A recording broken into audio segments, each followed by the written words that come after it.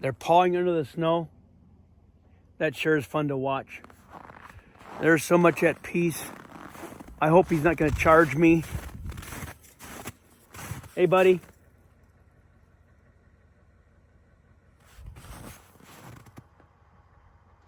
What calm, beautiful creatures, huh? Or as they would say up here, what calm, beautiful creatures, eh?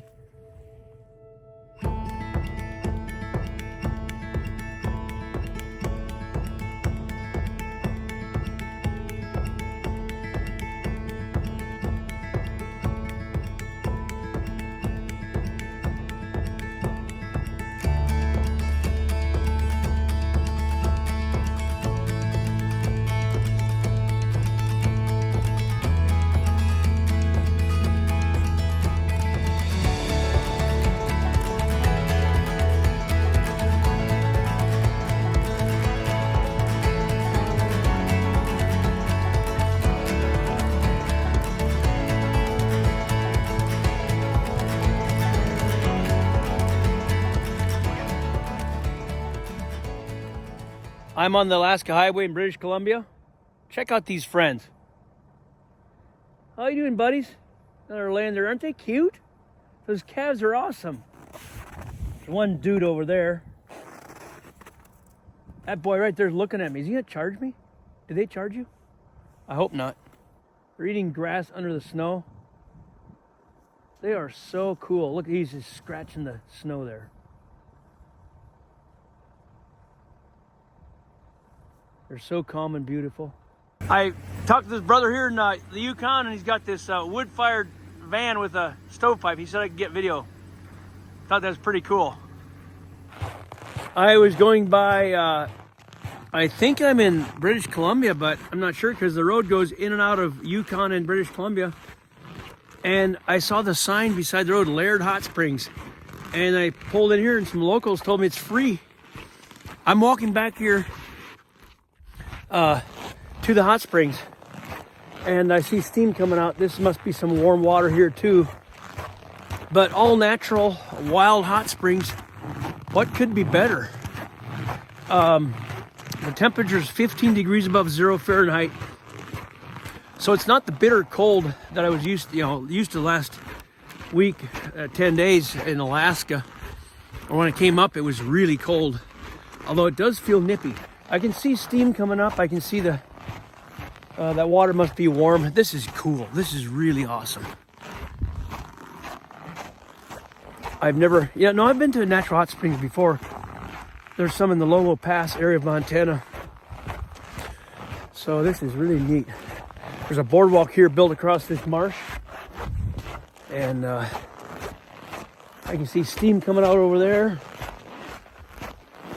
The Alaska Highway is right out there. I just came off of that, where those buffalo were sitting up the lane up the road about a mile.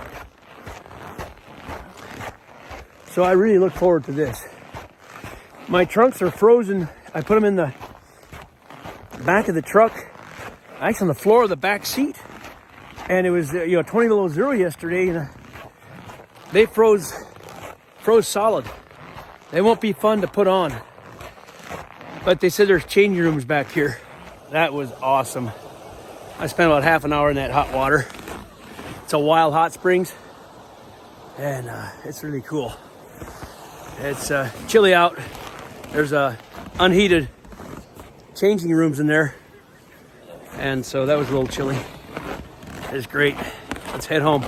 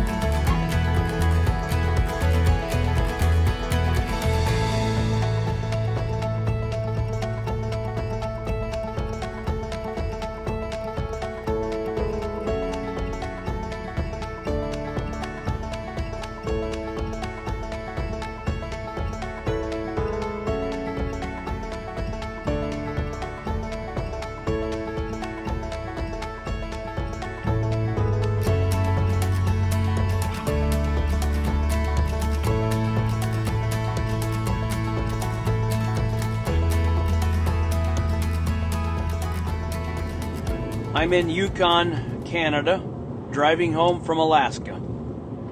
And I'm going to give you a little bit of a update so far, or catch up on my travels. So I started off yesterday from Wasilla, Alaska. I went to see the log home that we built, Joas built. Then I kept driving north and was going to stop for the night, but it was 40 below zero Fahrenheit, or 39, I guess, is as cold as it got. Excuse me. Last night in northern Alaska, in Tok, where I was going to turn east, and it was a full moon out, and it was clear, and I thought, I'm going to drive at night. I wasn't tired at all, and so I drove all night. I stopped for 2 hours beside the road in Yukon, but the scenery, excuse me, was extremely beautiful. I couldn't get video. I tried, but I couldn't get video at night.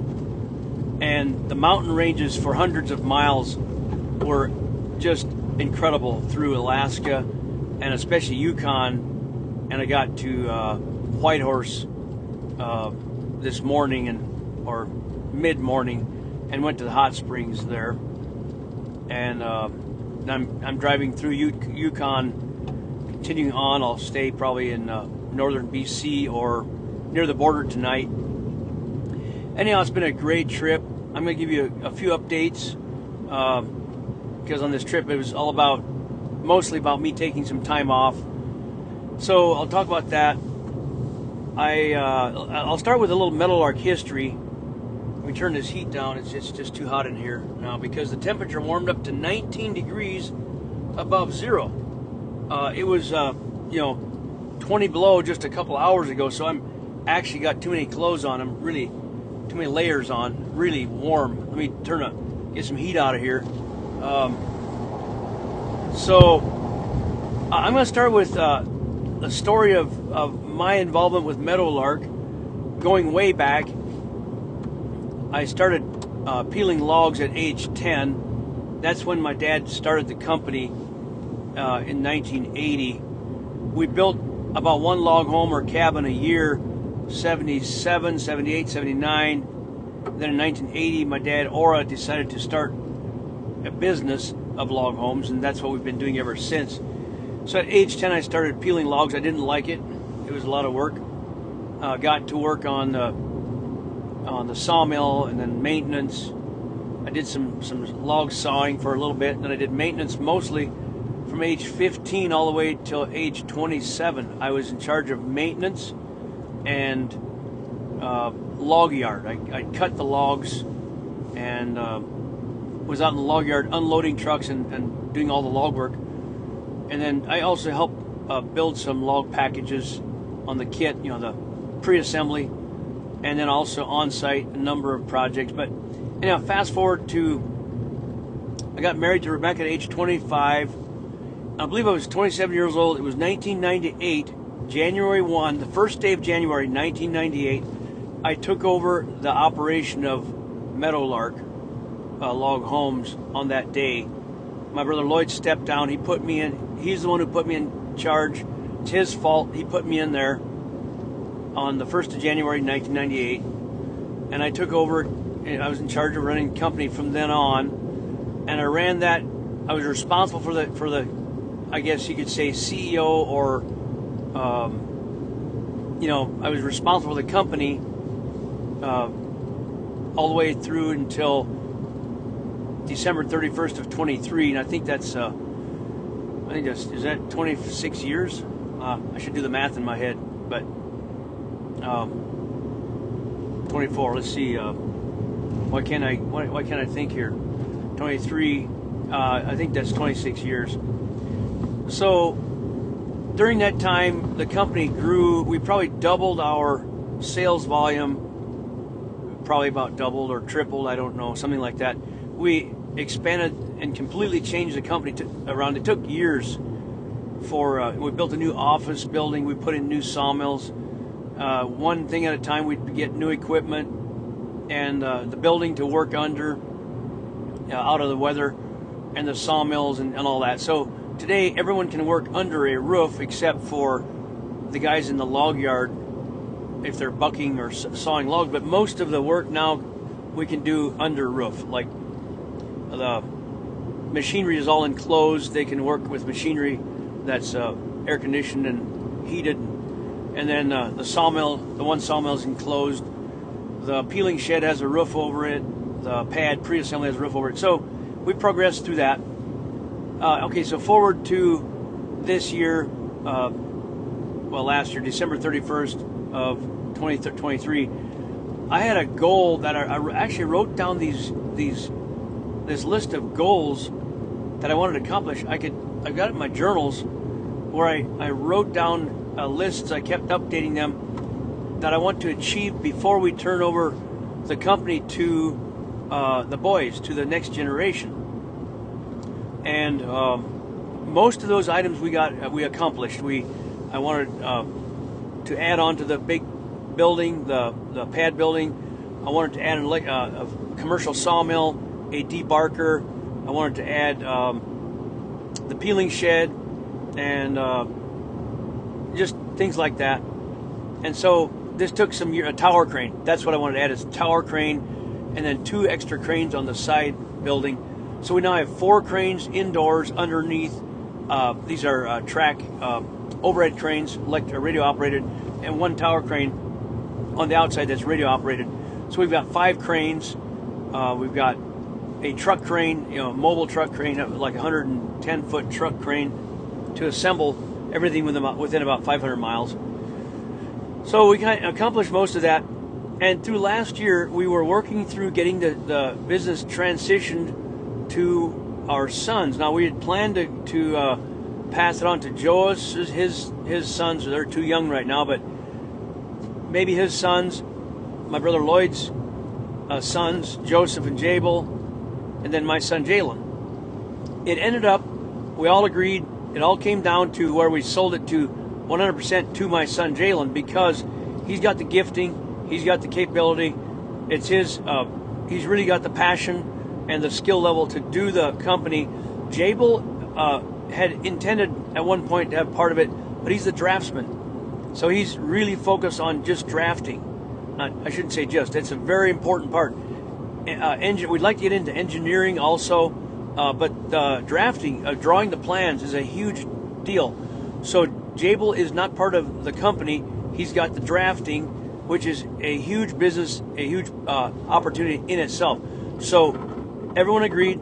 Jabel retains, all the drafting. He's the head draftsman, architect, and hopefully later engineering. Joseph, the other Lloyd's sons, oldest, he ended up not wanting to be part of Meadowlark. He wanted the Amish construction, so he's got that. So Joseph took the on-site assembly company, Amish Construction. He wholly owns that. That was last year.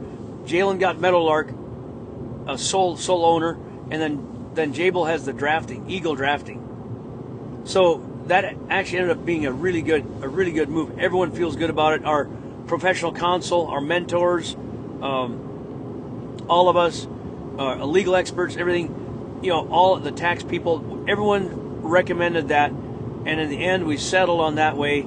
So my son Jalon has Meadowlark 100%, and Joseph's got the on-site company.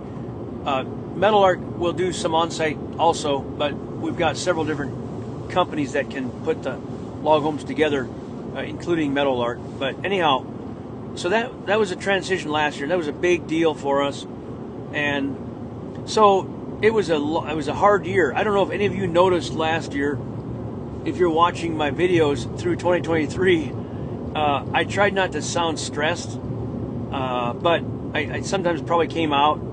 I tried to hide it, but it was an intense year, very intense, and I was trying to keep the videos going. And in the middle of summer, or maybe late summer, like September or October, we switched the name of. I had the channel. This channel had been named Amish Meadows way back when I started. Then we pretty quickly changed it over to Meadowlark Log Homes, because I was ending up doing almost all log home videos, or mostly, and that's how we built a lot of sales and a lot of got our name out there, is the YouTube channel Meadowlark Log Homes. Well, with Jalon taking over, we decided for me to go back, and we renamed this same channel Amish Meadows, like original. And then Jalon starts a brand new channel, Meadowlark Log Homes, and that launched last year sometime. So Jalon's got the official name, Meadowlark Log Homes YouTube channel, and he's putting content on there, building that channel up. Meanwhile, I do the Amish Meadows. All the content stays on here. I'm going to continue posting, and a lot of log homes still. I'll do a lot of log homes. I'll also do a lot of things for our store, our community, even our faith, different things I'll put on here. I'll try to have it interesting where people are encouraged, they want to hear it, and I don't want to just put anything on there that they don't want to hear, but kind of our story, because there's a story behind our community and what we're doing. It's not just a company. So I tried to kind of tell some of that story through the years, and I believe that's why Meadowlark was fairly successful, because partly because people wanted the log homes done by somebody they know, or has got a story behind it. It's not just buying a product somewhere. You can actually come to our property and go to the office, see the people that actually run the company, draw the plans, design the house, sell the house.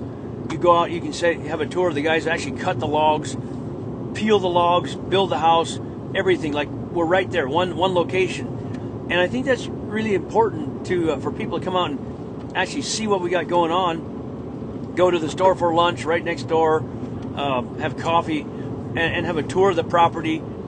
So there's a lot that I want to do with.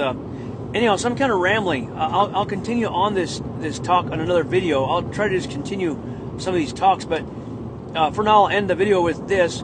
That last year was very, very intense for me and all of us to get this put together for Jalon, because there were 3 owners: Lloyd, Joas, Elvie, myself, and we had to kind of unravel all of these parts out of the company. Some of the assets, some of the things had to be taken out. So we got it all done in time to sign papers on the end of the month. And when that rolled around, I told my wife Rebecca, and I told Jalon, I'm going to disappear for a couple weeks. I want to go to Alaska. I've never been to Alaska. I'm going to see Joas and Priscilla, their house in Alaska. They've been up there a couple years. I've never been there. I got this brand new pickup truck, this Silverado diesel pickup. And so it's going to be about a week and a half total by the time I get home. I still got over 2 days. I got over 1,500 miles to go yet. And I've been driving for a whole day from Anchorage area, Wasilla area, a day and part of a night. It is a long ways up here. From Libby, Montana, which is the northwest corner of Montana, it was farther to Wasilla or Fairbanks than about the same distance as to Philadelphia, Pennsylvania from our property. So it's a long ways up here. About 2,400 miles ended up being. So anyhow, so I wanted to go away for a couple weeks in January. This is January. This is now the end of January 2024, or toward the end. And I don't know how many videos there'll be for the trip, but it looks like there's going to be 6 or 8 maybe. So we're still posting them, still putting them together. We appreciate you watching the whole story. We'll have videos from start to finish. I still have a couple more days of some scenery, some talks that I can do, but that's what I was doing. Just literally getting away from our place and just driving away, and I had an awesome time. I'm telling you, the scenery. First I went to Horsefly, British Columbia, in the middle of British Columbia. I found the Amish community where they used to live in the early 70s. Then they went down to Montana from there, and I went to school with some of the children that were born there in that Horsefly, BC community. So I did that day one. That was really interesting to be there. Came up through BC, and the scenery coming up north of Fort Nelson, BC was out of this world. And into the Yukon, up into Alaska, into Fairbanks. I got a video of a house, stayed an extra day in Fairbanks first. Got a video of a house that we built the week before I got married in 1994. My dad and mom were here. Ora and Orpha actually built that house. If you haven't watched it, it's a couple videos back before this. We're posting these in order. I got to Fairbanks, and then I stayed an extra day and went up about 30 miles away and got video of the house, like I said, that was built in 1994, the week before I got married in September 94. So I got that, and then I went down to Joas, Wasilla for a couple days. We went out to Whittier. We went to, I got video of their house, hung out with their family, had awesome fish, and had a good time. And I went to, on the way home yesterday, I went to the log house up in near Glen Allen, Alaska.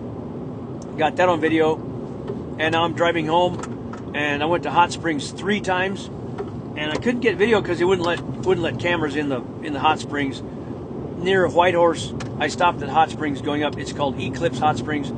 Going north, I stopped there, and then today coming back, I stopped there again. Soaked because I've got this frozen shoulder. It just started happening last fall. I wonder if it's not stress and probably overuse over the years. So I've been instructed by my therapist to not lift too heavy with just kind of take it easy. And the hot soaks have been helping it.